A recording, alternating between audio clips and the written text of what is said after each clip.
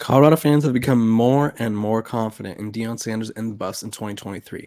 I'm going to tell you what your expectation level should be and how to not be sad at the end of the season on today's episode of Locked On Buffs. You are Locked On Buffs, your daily podcast on the Colorado Buffaloes. Part of the Locked On Podcast Network, your team every day.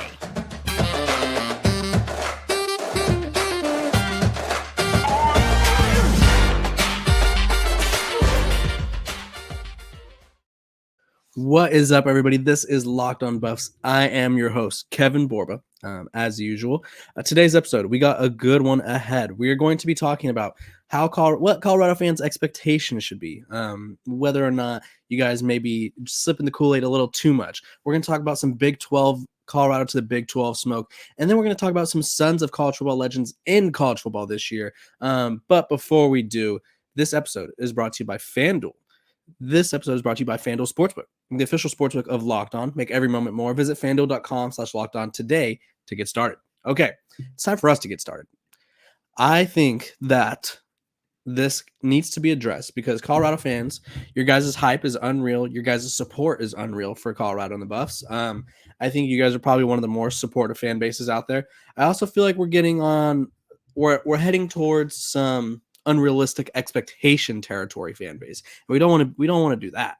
I think I keep seeing it in the comments. You guys keep telling me Colorado's going 12-0, winning it all. Could happen. I don't know. We won't know until the season comes. But in an article by John Wilner, who's one of the most reliable Pac-12 insiders out there, he kind of talked about he talked about the strength of schedule. And I think there's multiple reasons why Colorado fans, let me tell you what I think Colorado fans should be hoping for in 2023. So that way they don't get frustrated with the team. That way they don't lose confidence in Coach Prime because he has a vision. Obviously, whether it works or not, we'll find out. But I think most Colorado fans, you guys should be excited with improvement. 5 to 7 wins was much better than 1 win. 5 to 7 wins, maybe a bowl game. I feel like that's very realistic. You have a tough schedule, which is what John Milner wrote about. And realistically, you don't know how all these new pieces are going to do. So let's tamper those expectations for a little bit until we see the team on the field. But Wilner talked about the schedule, and he said Deion Sanders' first season features a rugged lineup with multiple marquee games, a narrow path to bowl eligibility, and in September with both Oregon and USC. Given all the new inexperienced players, the Buffs could have their fate sealed by October 1st, which he's not saying that their season's gonna end by October 1st, but obviously by October 1st, there could be a realistic possibility that they know they're not bowl eligible, just because of how tough their schedule is. Realistically, I personally, and you guys are gonna go crazy in the comment section, but I need you guys to listen here. I think Colorado can make a bowl game. I think they have the talent. It's just whether or not all the talent will come together. But I feel like a lot of you guys are nearing towards that 10 to 12 win range, and I appreciate your confidence. The Pac-12 odds for Colorado have gotten better, so obviously the odds makers are seeing the improvement, which I feel like they've been missing all along. But I feel like we need to relax a little bit and kind of don't go too crazy. Don't pump the gas too hard. Let's ease into it. Let's approach Coach Prime, get ready, and kind of feel out his first season. Obviously, he's trying to win, and I think he will win a lot more games than they did last year. But I feel like I keep seeing Colorado to the championship, and I don't know if that's going to happen this year. Another thing to look out for too is you have a lot of inexperienced players that will be, I won't say inexperienced, but guys who played at the FCS level, the Group of 5 level, looking to make a name for themselves at the Power 5 level, which there could be an adjustment period or there might not be. Some of you guys think that there isn't going to be. Some of you guys think there's no difference between the FCS and the FBS. More power to you. But again, this team has a lot of moving parts. I think when you factor in their schedule, their inexperience, and then the fact that they're going to have an offseason together. But when you have this many new people, I feel like there's going to be a little bit of a difference in terms of new players getting to know one another, because I feel like it's a little different than, we brought in 20 new guys compared to, we brought in 50 plus. So I do think Colorado is going to do some great things in the 2023 season. I'll talk about those as we get closer to the season. We're going to preview games. We're going to talk recruiting, but I feel like you guys keep telling me they're going to win the championship. I just don't know if that's possible yet. Maybe year 2 or 3. Year 3, they should be competing depending on their quarterback situation after Shadur. But they should be a lot better team moving forward. I think they just need time to build. They need time to gel. And so we'll continue to wait and see.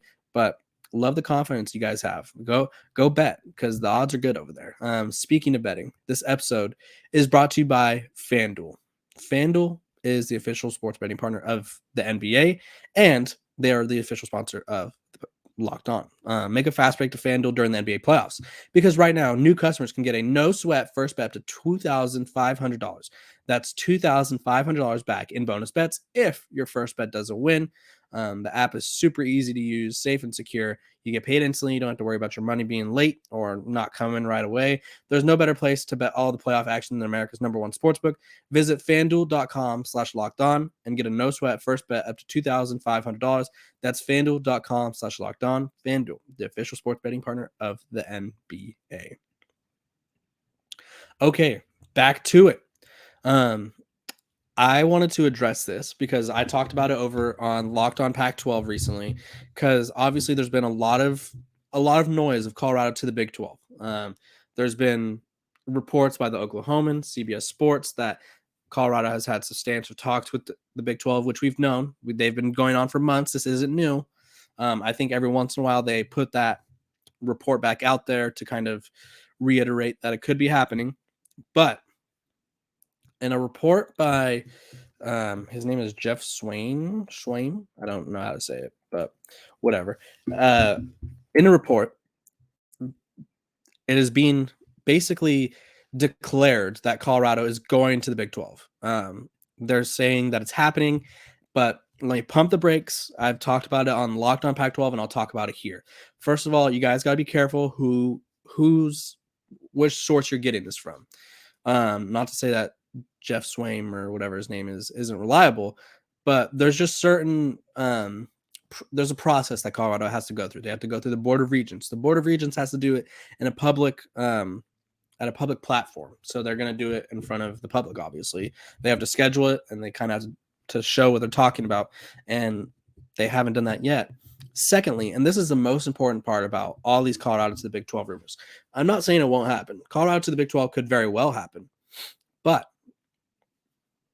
USC and UCLA left the Pac-12 last July.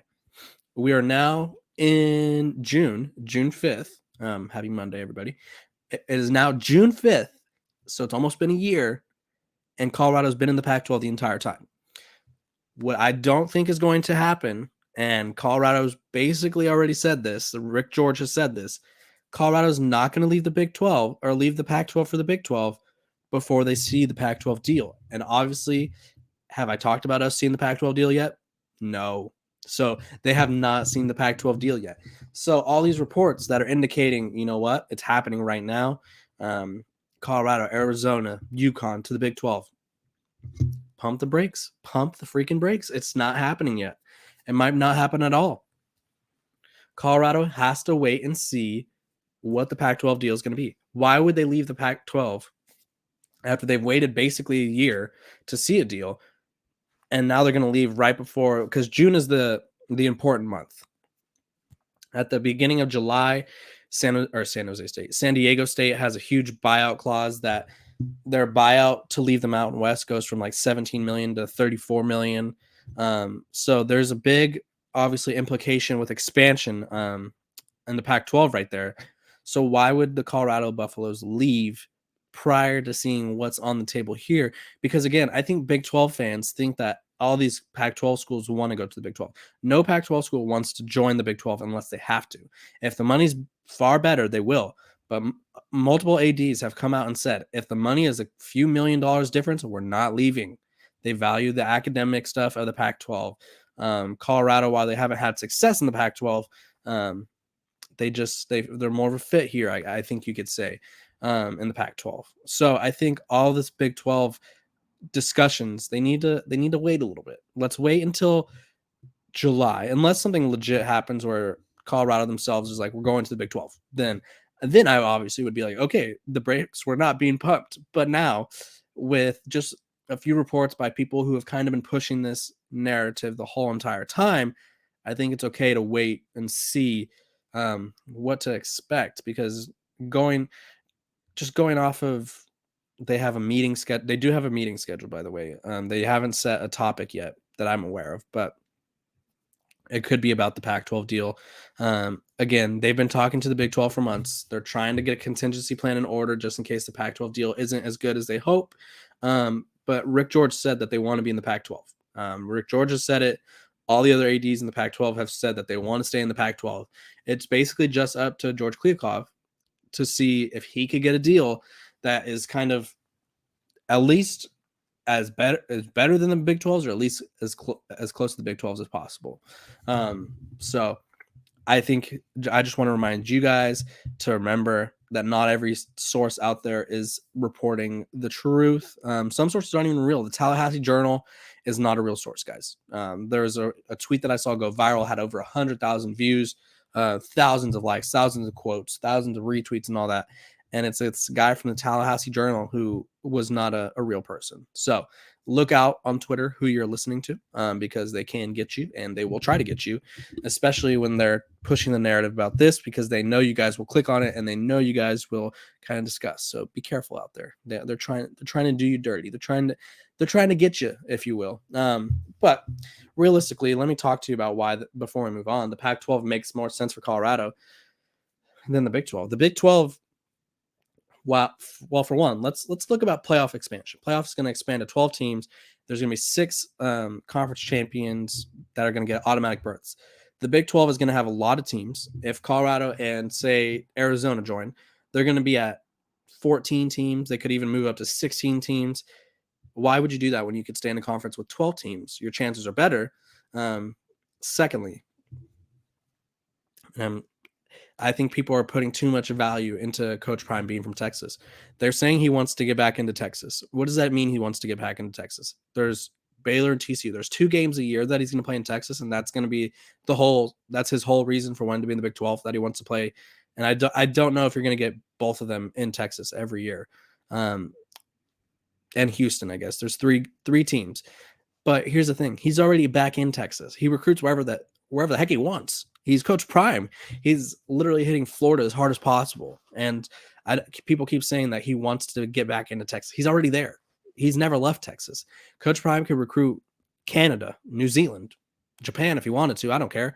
Coach Prime could recruit wherever he wants. So people saying that it's going to happen because he wants to be in Texas. I'm sure there's maybe some part of him that would like to play games in Texas, but the Pac-12, if Pac-12 expansion comes to fruition, they're going to have a game in Dallas every other year. So let's just pump the brakes on that. Plus, the Pac-12 offers a more clear path to the playoff. Colorado could be a legit team. They could have legit chances of making it to the playoff in the Pac-12. And the Big 12, they could be the face of the conference, but the conference itself, like, I feel like it's just going to be straight up cannibalism the entire time. So I don't feel like the Big 12 has that much more to offer outside of money, maybe. We don't even know what the Pac-12 is going to get deal-wise, but we don't know what they have to offer. So I don't understand all of this. It has to happen. The Pac-12, it's a good conference.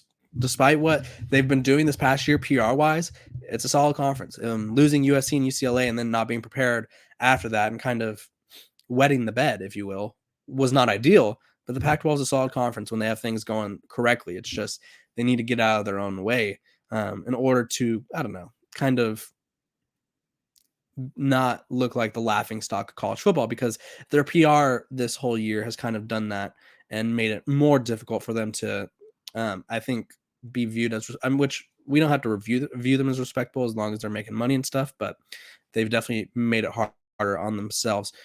When we come back, Shedeur Sanders, Shiloh Sanders, what do they have in common with Marvin Harrison Jr., EJ Smith? I'll talk about that when we're back from Locked On Buffs. Welcome back to Locked On Buffs. We are going to be talking about Shedeur and Shiloh Sanders and what they have in common with some of the other top players in college football. I saw this cool, and I wrote about this earlier. this cool idea that there's a lot of sons of talented football players. Sometimes some of them were college stars, some of them not so much. Most of these guys were all stars in the NFL. And so I wanted to run through, and I wanted you guys to know who the sons of stars, former football players that you should look out for. Obviously Marvin Harrison Jr., Ohio State receiver. I'm just going to give you like a little breakdown about each one, kind of what to look out for and how good they are, basically. Marvin Harrison Jr. over at Ohio State. Realistically, he might be the best football player in college football right now, regardless of position. He could sit out this year, probably be a top 10 pick, top 8 pick if he wanted to. He's that guy, as the kids say.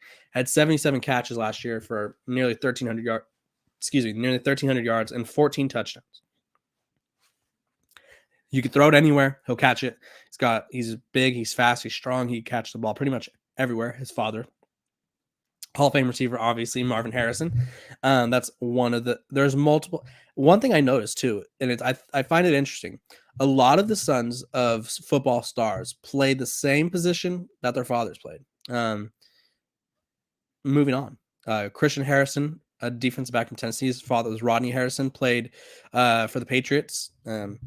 Christian didn't have the biggest impact this past season, played in 8 games, recorded 9 total tackles.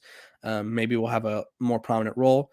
This is one of the few they flipped positions. His father's mortal enemy position, Christian Driver, the son of former Packers receiver Donald Driver.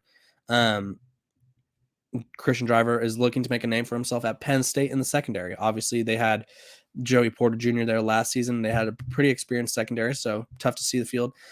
Mason Taylor, son of Jason Taylor, nephew, I believe, of Joy Taylor from Fox Sports. I believe, I don't know what show she's on now. She was on Colin Cowherd.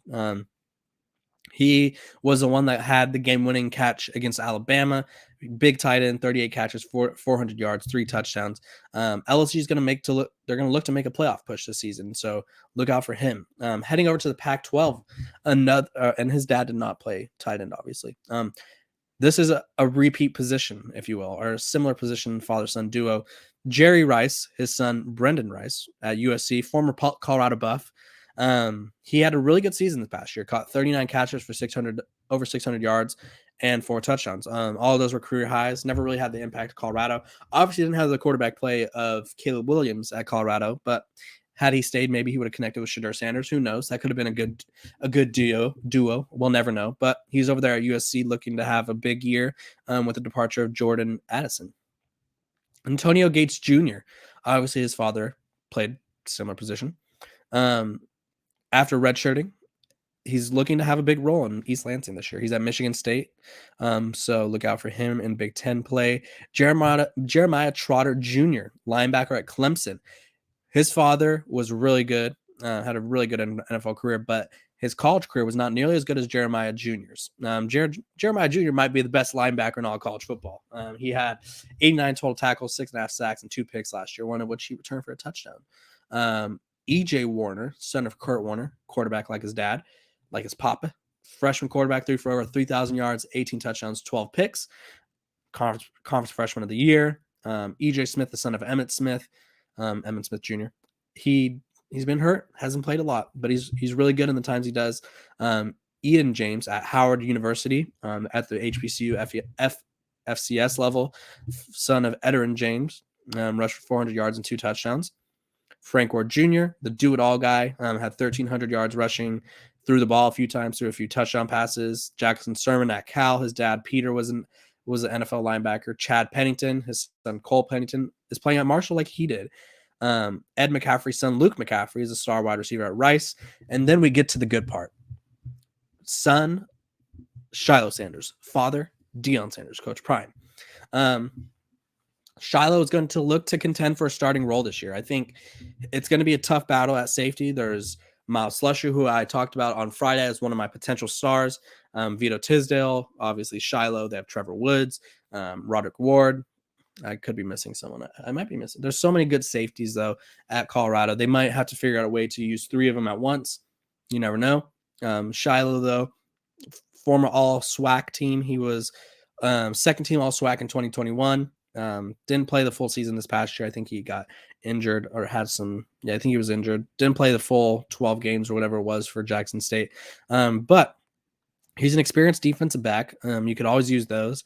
He's played at the SEC level, had a good second year at South Carolina, and now he's looking to kind of prove himself again at Colorado, prove that he could be a Power 5 starter and contributor. Shedeur Sanders, the one that you guys have all been waiting for. Obviously, he did the opposite of what his dad did. His dad played quarterback in high school and then moved to defensive back in college. Shedeur Sanders played quarterback. He's a proven quarterback, has a rocket for an arm, could throw the ball probably over those mountains over there in Boulder. Shout out Uncle Rico. He threw for 70 touchdowns, nearly 7,000 yards. He left Jackson State as a record holder. He broke the record for passing yards, touchdowns, completions. I think he was 52 yards short of most passing yards in a season. So these guys, they're going to, hopefully for the Buffs fan, they're going to pop off for you guys. They have a lot of potential. But yeah, look out for all the Suns in college football. Look out for Locked On Buffs too. We got to 2,000 subscribers, which I appreciate. Let's get to 3,000 by the end of the month, hopefully. Tomorrow's episode, I look forward to doing, we're going to have recruiting expert, the new Locked On recruiting expert on the show. He's going to dive into Colorado recruiting for us, and it's going to be a great time. You guys won't want to miss it. I appreciate you guys for tuning in. My name is Kevin Borba. You guys have a great day. Have a great Monday. Have a great start to your week. I will see you guys tomorrow. Make sure to like, subscribe, and follow.